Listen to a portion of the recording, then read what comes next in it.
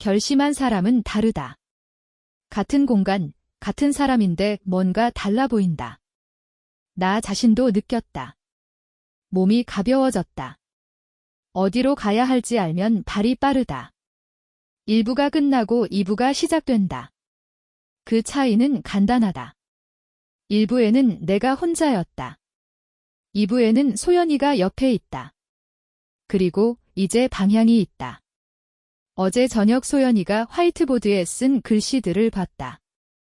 이원, 증여, 상속. 법의 세계에서 정의를 찾는 방법. 이 아이가 이렇게 똑똑해진 것이 슬프면서도 고맙다. 아버지 없이 자라나면서 어른이 되어버린 딸, 그 딸이 나를 구원하고 있다. 아침 6시 반, 나는 여전히 침대에 누워 있었다.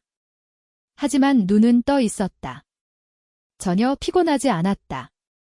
어제 밤 내내 내 머릿속에는 소연이가 있었다. 화이트보드 앞에 서 있는 그 아이의 모습. 차분하고 명확하고 강한 그 아이, 어디서 이렇게 자라난 걸까?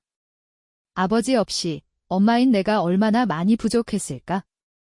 하지만 이 아이는 그 부족함을 자신의 강함으로 채웠다. 이 아이가 나의 구원이다. 꽃집 아침이 달랐다. 직원들 움직임이 달랐고 전화 소리가 달랐고 내 손이 달랐다. 같은 꽃집이고 같은 사람들인데 뭔가 다른 공기가 돌았다. 나는 그것이 나한테서 나오는 것이라는 걸 알았다. 결심한 사람 옆에 있으면 그 결심이 느껴진다. 직원들도 느꼈을 것이다. 무언지는 모르지만 25년을 같이 일해온 이 아이들은 나를 잘 안다. 나의 습관, 나의 패턴, 나의 좋은 날과 힘든 날, 그런데 오늘은 다르다고 느낀다. 오늘의 나는 전혀 다른 사람이 되어 있다. 63년을 살면서 처음이었다. 이런 느낌. 마치 내 몸이 아닌 다른 누군가의 몸을 쓰고 있는 것 같으면서도 동시에 그 몸이 정확히 나 자신이라는 확실함. 내가 누군지 명확해진 기분. 1부 내내 나는 흔들렸다. 소연이를 만나고서야 조금씩 안정됐는데 이제는 다르다. 이제는 흔들리지 않는다. 이제는 나가 아니라 흔들리는 쪽이 다른 사람들이다. 그들이 내가 무엇을 할지 몰라서 두렵다. 그들의 그 두려움이 바로 내 힘이다. 오랫동안 나는 약한 사람이었다. 그 약함이 나를 올가매고 있었다. 지금 나는 그 약함을 내려놓았다. 그리고 강해졌다. 혼자가 아니라 소연이와 함께 강해졌다. 마포 건물 3층 세입자 계약갱신은 다음 달 말까지 확정받아요. 그리고 국화 발주는 목요일로 당겨요. 네, 알겠습니다. 네, 강순옥입니다. 내일이요? 잠깐요. 내일 오후 2시 가능해요? 그때 뵙겠습니다. 이번에는 내가 먼저 움직인다. 상대방이 움직이길 기다리는 게 아니라 33년 전에는 그냥 기다렸다. 이번에는 다르다. 그 다름이 얼마나 큰 힘인지 모르는 사람이 많다. 기다리는 것도 힘이지만 움직이는 것이 더 큰 힘이다. 직원이 나를 보는 눈빛이 달랐다. 예전에도 일은 잘했다. 그런데 오늘은 뭔가 다르다는 것을 이 아이도 느끼는 것 같았다. 물어보지 않았다. 물어볼 필요가 없다. 그냥 오늘의 나를 보면 된다. 나는 서류를 검토하면서 전화를 받으면서 이철수와의 만남을 준비하면서 동시에 3가지를 하고 있었다. 예전 같으면 1가지씩 했을 것이다. 지금은 다르다. 여유가 생겼다. 아니, 여유가 아니라 명확함이 생겼다. 아침에 꽃을 받아서 정리하면서 생각했다. 이 꽃들이 오늘 누군가의 집에 들어간다. 누군가의 생일상에 오르고 누군가의 결혼식장에 놓이고 누군가의 슬픔 앞에 놓일 것이다. 25년 동안 내가 이 꽃들을 정리했다. 그 25년이 흔들리지 않는다. 이 꽃집이 흔들리지 않는다. 내가 지켜왔으니까. 내가 직접 일했으니까. 내 손이 닿은 모든 것이 안정적이다. 그것이 내 자산이다. 재산만이 아니라 신뢰다. 이 꽃을 받는 사람들이 나를 믿는 신뢰. 세입자들이 나를 믿는 신뢰. 직원들이 대표를 믿는 신뢰. 그 신뢰들이 모여서 만든 것이 25년이다. 그리고 신뢰는 돈으로도 살 수 없다. 오직 시간으로만 만들어진다. 2부가 시작된 오늘 아침. 나는 일어나서 창문을 열었다. 봄바람이 들어왔다. 그 바람이 달랐다. 일부의 봄바람은 슬펐는데 오늘 아침 바람은 날카로웠다. 마치 내 마음 같았다. 결심한 사람의 아침은 이렇구나.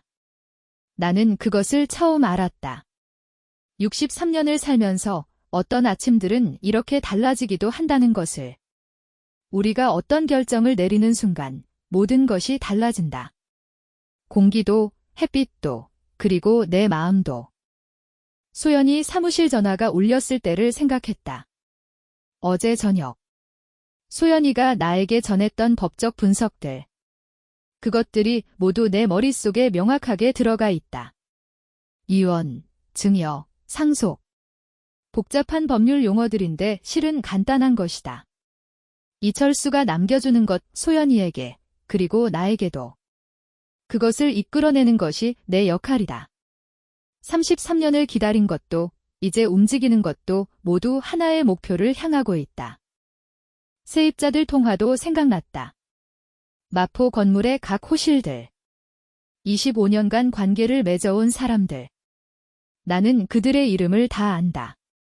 몇 번 만났는지, 어떤 사업을 하는지, 가족은 몇 명인지. 그 정보들이 나의 자산이다. 정보는 힘이다. 나는 그것을 알고 있다. 소연이 법무법인에 처음 들어갔다. 이 아이가 일하는 공간. 깔끔하고 조용했다. 책상이 있고, 책이 꽂혀 있고, 화이트보드가 있었다. 나는 맞은편 의자에 앉으면서 이 아이가 여기서 매일 일한다는 것을 실감했다. 잘하고 있구나. 그런 생각이 들었다. 말로 하지 않았지만 소연이는 벌써 변호사 이상의 무언가가 되어 있었다. 아버지 없이 엄마의 눈빛만 보면서 자라난 아이. 그 아이는 이제 전략가가 되어 있었다. 결론부터. 직접적인 법적 청구는 어려워. 왜? 시효가 지났어. 2006년명의 이전이니까 20년이 넘었고. 거기다 엄마 명의로 산 빌라를 나중에 이철수가 매입한 형태라 법원에서 불법으로 인정받는 게 쉽지 않아. 시효. 법적 시효. 30년 전에 당한 일들이 법의 눈에는 이미 지나간 것이다. 나는 30년을 살면서 계속 아팠는데 법은 벌써 시간을 세웠다. 그것이 법이다. 감정을 보호하지 않는다. 시간만 샌다. 그럼. 근데 이철수가 살아있는 동안 자발적으로 정리하게 만들 수는 있어? 방법이 두 가지야. 하나, 이철수가 유언장을 써서 소연에게 일부 상속하게 만드는 것. 둘, 이철수가 김미연 아파트 증여를 취소하고 엄마가 적정 가격으로 매입하는 것. 상속. 증여. 그 말들이 내 귀에 들어올 때 뭔가 이상한 기분이 들었다. 나는 30년 전에 아무것도 받지 않았다. 받을 권리도 없었다. 그런데 지금은 이 아이가 그것을 요구하고 있다. 내 이름이 아니라 소연이 이름으로. 하지만 그것이 결국 나를 위한 것이라는 것을 나는 안다. 이철수가 그걸 왜 해? 이철수가 원하는 게 있잖아. 나랑 화해하는 거, 그게 협상 카드야. 내가 아버지로 인정해주는 대신 뭔가를 해달라고 요청하는 거야? 이것이 현실이다. 법과 감정 사이에서 만들어진 현실. 이 아이가 얼마나 똑똑한지 다시 한번 느꼈다. 아버지를 협상 카드로 쓸 수 있는 아이. 그 아이는 이미 아버지를 이겨 있다. 협상 카드. 내 딸이 그 말을 한다. 아버지를 협상 카드로 쓰겠다고. 나는 그 말을 들으면서 이 아이가 얼마나 단단해졌는지 느꼈다. 그리고 동시에 그렇게 단단해지게 만든 것이 나와 그 사람 때문이라는 것도 알았다. 아버지가 없는 33년이 이 아이를 이렇게 만들었다. 좋은 것도 있고 아픈 것도 있다. 이 아이의 단단함은 상처에서 나온 것이다. 상처가 아니었다면 이런 명확함은 없었을 것이다. 소연아, 너 진짜 괜찮아? 괜찮아. 이게 너한테 쉬운 일이 아닌데. 엄마가 33년 혼자 했는데 나 이것도 못해. 33년 그 숫자가 이 아이의 입에서 나왔을 때 나는 호흡이 멈췄다. 이 아이가 정확히 어떤 의미인지 알고서 그 말을 하고 있는 것이다. 33년이 몇 개월인지, 그동안 내가 밤마다 몇 번이나 깼는지, 아침마다 얼마나 무거운 발로 일어났는지 이 아이는 알고 있다. 엄마가 33년 혼자 했는데 그 말이 가슴에 걸렸다. 이 아이가 그것을 알고 있다. 내가 얼마나 오래, 얼마나 혼자였는지 말하지 않아도 알고 있다. 그리고 그것이 이 아이를 여기까지 오게 만든 힘이기도 하다. 나는 그 아이를 보면서 아무 말도 하지 않았다. 할 말이 너무 많아서 아무 말도 나오지 않았다.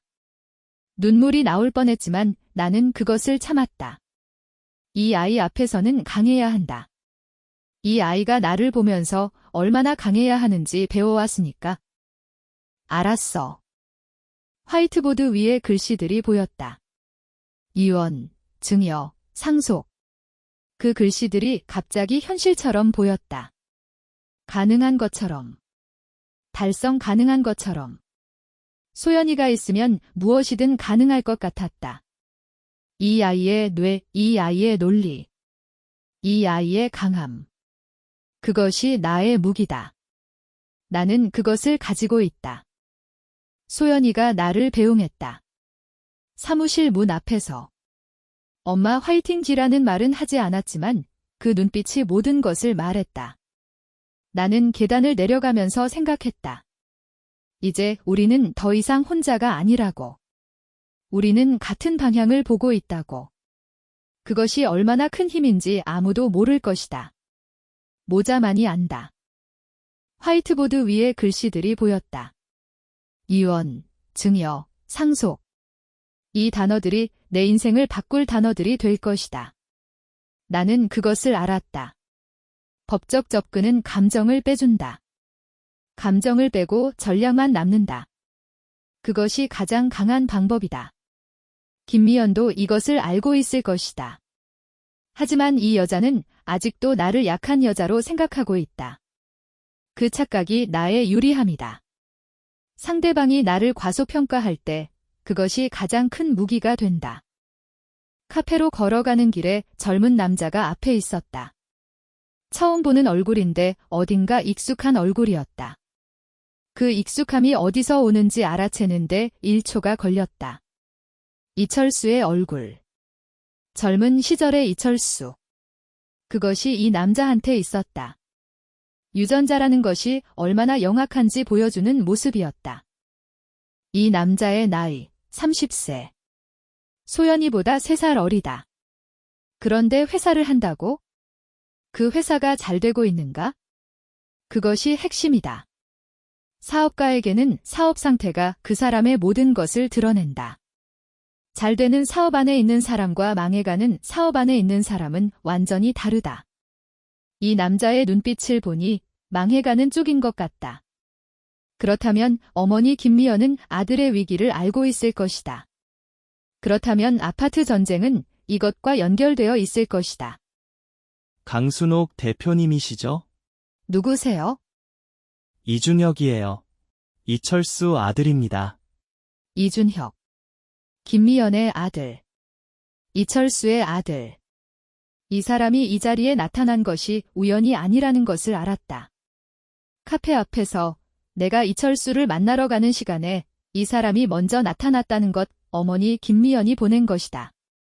나는 그렇게 판단했다. 그리고 그 판단이 맞을 가능성이 컸다. 이것이 첫 번째 공격이다. 어머니가 아들을 앞세운다.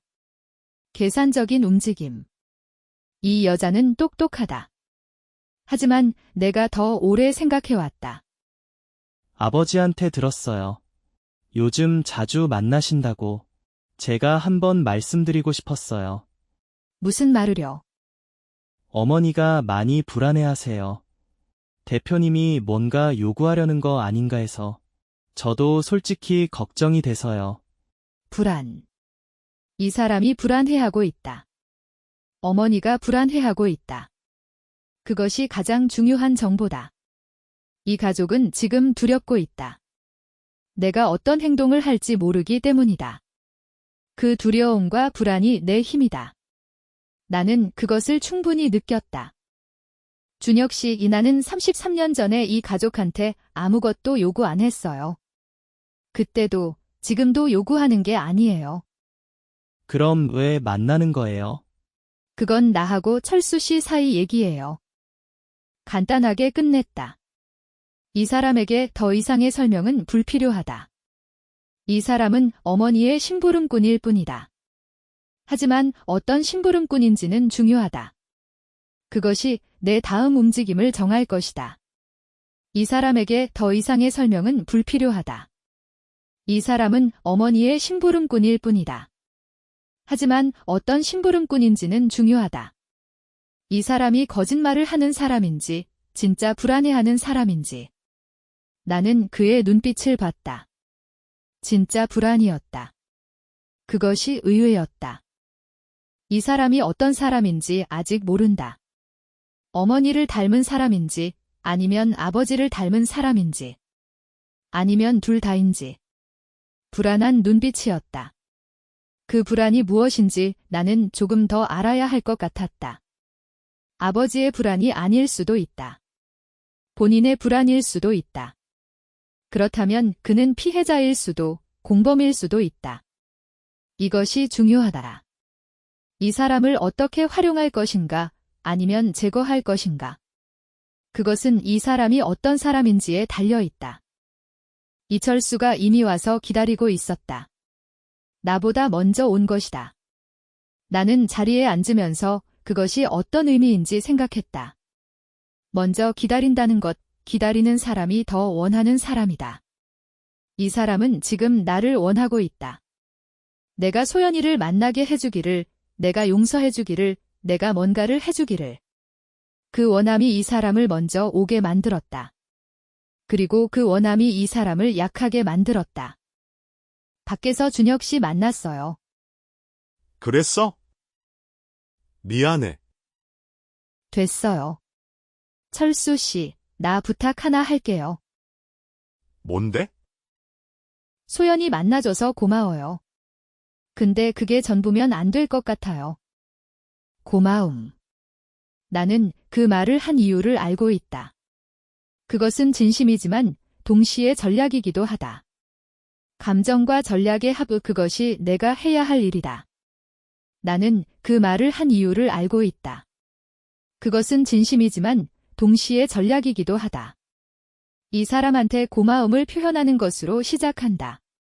그러면 이 사람의 경계심을 낮출 수 있다. 나는 지난 30년 동안 사람의 심리를 배워왔다. 의도하지 않았지만 배워왔다. 무슨 말이야? 소연이한테 아빠로서 뭔가를 남겨줬으면 해요. 꼭 재산이 아니어도 돼요. 편지든 유언이든. 소연이가 나중에 읽었을 때 아버지가 뭔가 남겨줬다고 느낄 수 있는 것. 편지, 유언. 그 말들이 이 사람의 귀에 들어갈 때 어떤 반응이 나올지 나는 예상하고 있었다. 이 사람은 죄책감으로 가득 차 있다. 그 죄책감을 건드리는 것이 가장 효과적인 방법이다. 미연이가 미연 씨 얘기는 잠깐 빼고요. 철수 씨 마음이 어때요? 소연이한테. 미연 씨 얘기를 빼라고 했다. 이 사람이 무언가를 말하려 할 때마다 미연 씨라는 이름이 방패처럼 나온다. 미연이가 반대한다. 미연이가 힘들어한다. 미연이가 걱정한다. 그 사람 뒤에 숨어 있는 것이다. 33년 전에도 그랬다. 항상 무언가 뒤에 숨어 있는 사람이었다. 이번에는 다르다. 나는 그 숨음을 용납하지 않을 것이다. 다 미안해. 그게 다야. 그럼 그 마음을 보여주면 돼요? 미안해. 늘 같은 말이다. 이 사람이 할 수 있는 말은 그것뿐이다. 미안해. 하지만 미안함으로는 부족하다. 미안함은 상대방 쪽 문제이고 내가 요구하는 것은 행동이다. 이 사람의 어휘가 이것뿐이다. 하지만 미안함으로는 부족하다. 나는 행동을 원한다. 생각해볼게. 생각해본다. 좋다. 이 사람은 지금 생각하고 있다. 그것만으로도 진전이다. 어제까지만 해도 이 사람은 생각할 여지가 없었다. 미연이가 이미 모든 것을 정해놓았으니까. 하지만 지금 이 사람은 내 말을 듣고 생각한다. 그것이 출발점이다. 모든 변화는 생각에서 시작된다. 생각이 행동을 만들고 행동이 결과를 만든다. 순호가, 왜요? 너 많이 힘들었지? 아니요. 괜찮았어요. 거짓말이었다. 힘들었다. 근데 그 말을 그 사람한테 하고 싶지 않았다. 그 사람 앞에서만큼은 괜찮았어야 하니까? 아니면 괜찮은 척이라도 해야 하니까? 그 사람한테 힘들었다고 말하는 순간 그 힘듦이 그 사람한테 무언가가 되어버릴 것 같았다. 가여운 것이 되거나 동정이 되거나. 나는 그것이 싫었다. 그래서 괜찮았다고 했다. 그것이 내가 할 수 있는 최선의 대답이었다. 힘들었다는 것을 인정하면서도 그 사람에게 기대지 않는 방식의 대답. 거짓말이었다. 물론 힘들었다. 33년을 혼자 살아가는 것이 힘들지 않을 수가 없다. 밤마다 깨고 아침마다 무거운 발로 일어나고 햇빛이 나도 그 빛이 나를 데우지 못했던 그 시간들. 하지만 이 사람한테 그런 말을 할 수 없다. 이 사람은 나의 고통을 알아야 할 권리가 없다. 내 고통은 내가 소연이와 함께 가져갈 것이다. 이 사람과 나눌 것이 아니다. 33년이라는 시간이 얼마나 길었는지 이 사람이 알까? 매일 아침 일어나는 것이 전쟁이었던 날들. 밤이 올 때마다 악몽을 꾸던 날들. 그런데 그것을 이 사람한테 말할 수 없다. 이 사람은 내게 안식처가 아니기 때문이다. 이 사람은 나의 상처의 원인이기 때문이다. 나오면서 봄 공기를 마셨다. 카페 문이 닫혔다. 안에서 이철수가 어떤 얼굴을 하고 있는지 나는 보지 않았다. 볼 필요가 없었다. 나는 다음 할 일이 있었다. 그 일이 더 중요했다. 걸음을 내딛었다. 카페를 나서면서 뒤를 돌아보지 않았다. 돌아보는 습관이 나한테는 오래된 문제였다. 지나간 것을 자꾸 돌아보는 것, 그게 나를 오래 붙잡아뒀다. 정신없이 기다리고 원망하고 상처받으면서 뒤를 보고만 있었다. 오늘은 달랐다. 오늘은 돌아보지 않았다. 앞을 보고 걸었다. 그것이 작은 것 같지만 나한테는 큰 변화였다. 이철수라는 사람. 나는 이 사람이 나쁜 사람이라고 단정한 적이 없다. 그냥 약한 사람이었다. 결정적인 순간에 자기보다 강한 것을 선택한 사람. 그 결정이 나한테는 상처였고 소연이한테는 아버지 없는 33년이었다. 그런데 그 사람도 살았다. 33년을 살면서 지금 이렇게 수척해졌다.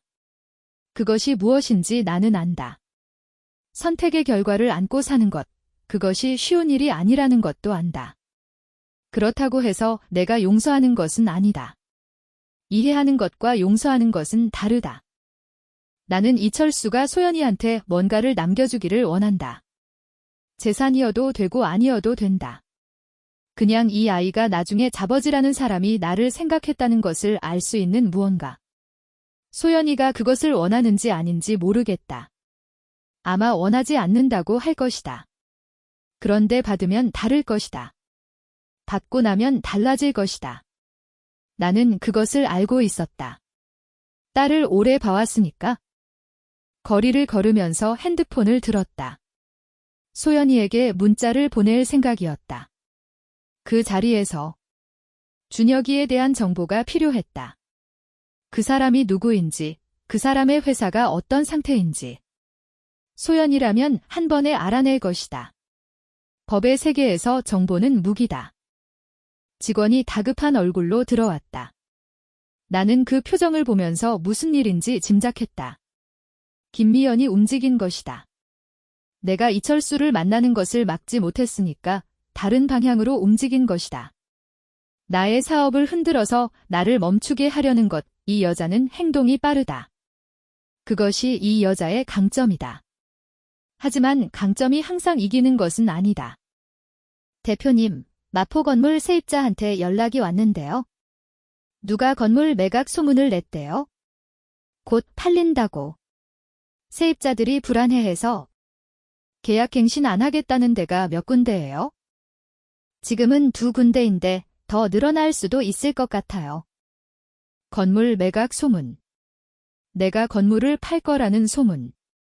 세입자들이 불안해지면 계약을 안 하고 나간다. 그러면 공실이 생기고 수입이 줄고 내 안정이 흔들린다. 그것이 목적이다. 나를 흔들어서 멈추게 하는 것, 나는 그 계산을 알아챘다. 그리고 그것이 생각보다 정교하다는 것도 알았다. 이 여자는 내가 어떤 사람인지 안다. 내가 사업가라는 것을, 사업가에게는 안정성이 목숨이라는 것을. 그래서 안정을 건드린 것이다. 실수다. 이 여자는 모르고 있다. 내 사업의 기초가 얼마나 단단한지.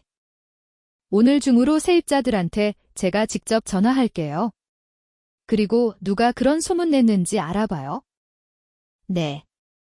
이 결정이 맞다는 것을 나는 알고 있다. 직접 움직이면 소문이 힘을 잃는다. 세입자들은 내 목소리를 들으면 안심한다. 25년을 거래해온 신뢰. 그것을 업고 나가면 된다. 김미연이 아무리 소문을 내도 내가 직접 나서면 모든 것이 정리된다. 이것이 리더십이다. 어떤 위기에서도 흔들리지 않는 모습을 보여주는 것. 준혁 씨라는 사람 좀 알아봐줘. 이철수 아들. 뭘 하는 사람인지. 어떤 회사를 운영하는지. 잘 되고 있는지 망해가고 있는지. 흔들린다. 그런데 흔들리는 것과 무너지는 것은 다르다. 나는 25년 동안 이 건물들을 관리했다. 세입자들이 나를 안다. 직접 전화하면 안심한다. 소문은 소문일 뿐이다. 내가 직접 움직이면 소문이 힘을 잃는다. 나는 그것을 알고 있었다. 그래서 표정이 평온할 수 있었다. 직원도 눈치를 챘을 것이다. 대표가 이렇게 침착하면 세입자들도 침착할 것이라고. 이 건물들을 처음 살 때가 생각난다. 마포의 작은 상가 건물. 아파트 대신 상가를 산 것이 처음엔 무서웠다. 아파트는 집값이라도 오르는데 상가는 공실이 생기면 바로 타격이 온다. 그런데 내가 직접 관리할 수 있다는 장점이 있었다. 내가 세입자를 고르고 내가 계약을 하고 내가 건물을 돌본다. 그것이 25년 동안 계속됐다. 이 건물들은 내 것이다. 소문 몇 마디로 흔들리지 않는다. 내가 세운 신뢰는 그렇게 약하지 않다. 세입자들에게 전화를 했다. 한 명 한 명 직접. 나는 건물 팔 계획이 없다고 했다. 걱정 안 해도 된다고 했다. 세입자들이 안도했다. 나를 오래 알아서 믿었다. 그것이 25년의 힘이다. 신뢰는 하루아침에 쌓이지 않는다. 소문 하나로 무너지지도 않는다. 내가 직접 있는 그대로의 정보를 주는 것, 그것이 리더십이다. 신뢰와 계산. 내가 한 것은 신뢰를 바탕으로 한 전략이다. 김미연은 계산만 했다. 그것이 차이다. 이 여자는 아직도 모르고 있다. 내가 무엇으로 이기는지를. 단순한 지능이 아니라 신뢰로 이긴다는 것을. 그리고 신뢰는 시간이 만드는 것이고 나는 충분한 시간을 가지고 있다. 문자를 보내고 한숨 크게 내쉬었다. 이제 게임이 시작되었다. 김미연이 첫 수를 뒀고 나는 두 번째 수를 둘 차례다. 그 수는 정보다. 이준혁이 누구인지, 그의 회사가 어떤 상태인지, 무엇이 그를 불안하게 만드는지.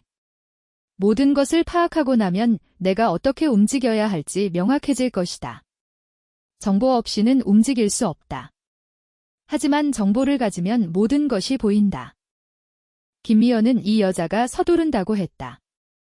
그 서두름이 오늘도 확인됐다. 건물 소문을 넣는 것, 그리고 거래처에도 넣겠다는 것, 이 여자는 나를 여러 방면에서 압박하려고 한다.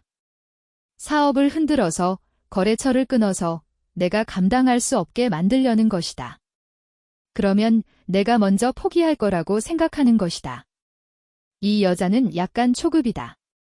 복수의 첫 단계 같다. 응, 어떻게 됐어? 소문 냈어요. 세입자들 흔들리기 시작했고요. 잘했어요. 다음은 거래처야. 꽃 납품하는 데 있죠? 거기에도 소문 좀 넣어줘요. 알겠습니다. 단계적이다. 먼저 세입자들을 흔들고 다음에는 거래처를 건드린다. 만약 내가 약한 사람이었다면 여기서 무너졌을 것이다. 두 방향에서 동시에 맞으면 일반적인 사람들은 못 견딘다. 하지만 나는 33년을 혼자 버텨왔다. 이 정도의 공격은 준비가 되어 있다. 강순옥. 내가 가진 게 흔들리면 내가 먼저 포기할 거야. 내가 가진 거 건드리기 전에. 김미연. 이 여자를 나는 오래 생각해왔다. 이철수를 선택한 여자. 처음에는 이 여자가 미웠다. 그 다음에는 궁금했다. 어떤 사람이기에? 어떤 확신이 있었기에? 이철수가 있는데도 불구하고 움직였을까? 이제 보니 알겠다. 이 여자는 원하는 것을 향해 움직이는 사람이다. 나는 그 힘은 인정한다. 그러나 방향이 틀렸다. 포기. 이 여자는 내가 포기할 거라고 생각한다. 33년 전에 내가 포기했으니까? 아무것도 요구하지 않고 나왔으니까. 그때의 나를 기준으로 지금의 나를 판단하고 있는 것이다. 그것이 이 여자의 실수다.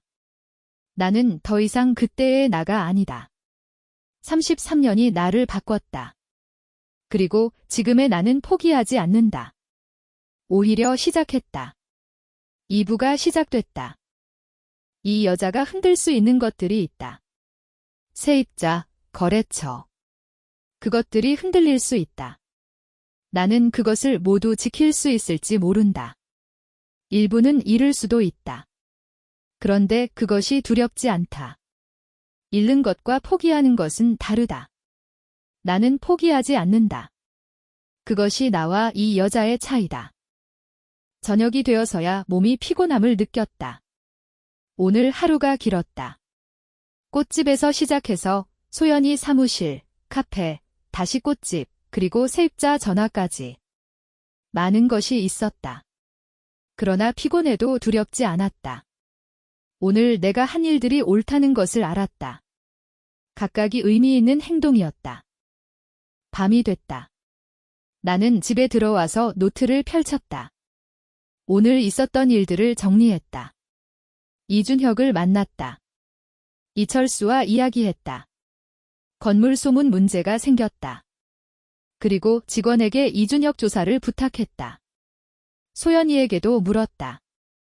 이 모든 것이 오늘 하루 안에 있었다. 2부가 시작됐다. 1부보다 빠르다.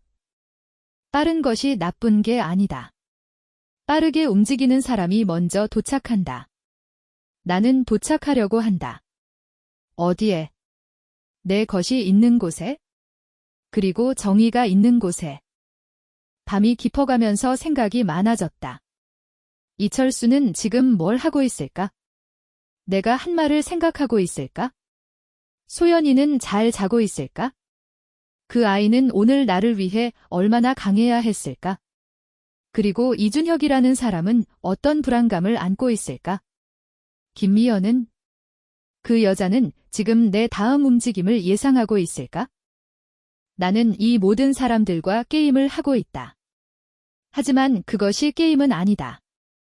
이것은 내 인생이다. 내 딸의 인생이다. 그래서 나는 진심으로 움직인다.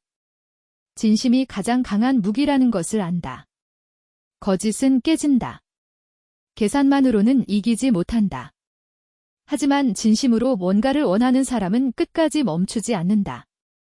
창밖의 서울은 밤이 깊었다. 강남역 방향으로 빌딩들이 빛났고 멀리 강남타워가 보였다.